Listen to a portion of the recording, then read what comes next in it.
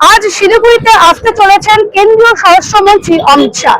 নমস্কার, আমি শুভ্র, আপনারা দেখছেন কাঞ্চনজঙ্ঘা সৃষ্টি নিউজ। আজ আর কিছুক্ষণের মাত্র অপেক্ষা, তারপর বাগডোগরা বিমানবন্দর থেকে সোজা কিন্তু তিনি এই যে গোসাইপুরের উত্তরা ময়দান রয়েছে ঠিক সেখানে কিন্তু তিনি এসে পৌঁছাবেন এবং সেখান থেকে কিন্তু তিনি কর্মী সভা করবেন এবং দিতে পারেন বিজয় মন্ত্র। ইতিমধ্যে সেখানে উপস্থিত রয়েছে এবং সেখানকার আপডেট সরাসরি আপনাদের কাছে তুলে ধরছি।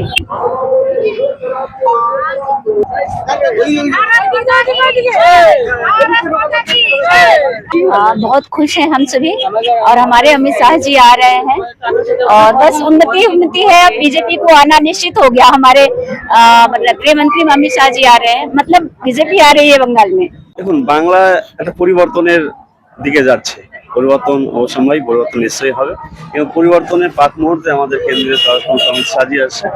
তিনি যে মন্ত্র আমাদের পাঠ করবেন, যে গাইডলাইন দেবেন, সেই গাইডলাইন মেনে চলবো আগামীতে, এবং সেভাবেই আমরা আমাদের যে সমস্ত কর্মস্থল আর যে সমস্ত এলাকা আমরা রাজনীতি করি সেই বার্তা আমরা পৌঁছে দিয়ে সাধারণ মানুষকে সঙ্গে নিয়ে আগামীতে যে পরিবর্তন হয় সেই পরিবর্তন রাস্তা সুগম হবে।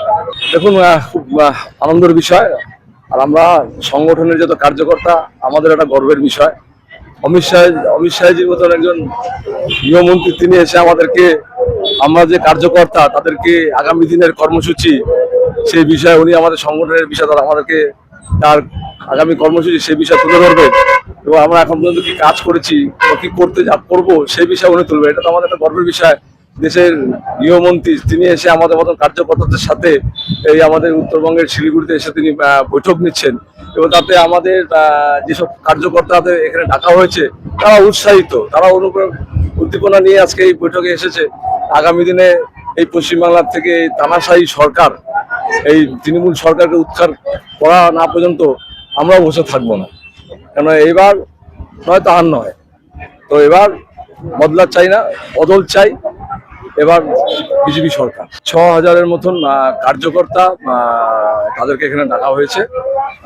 নির্দিষ্ট কার্যকর্তা যারা তাদেরকে এখানে অনুপ্রবেশ হয়েছে শিলিগুড়ি বিভাগ, শিলিগুড়ি, দার্জিলিং, আলিপুর, কুচবিহার, জলপাইগুড়ি এই বিভাগের শিলিগুড়ি বিভাগ, এদেরই মূলত ডাকা হয়েছে।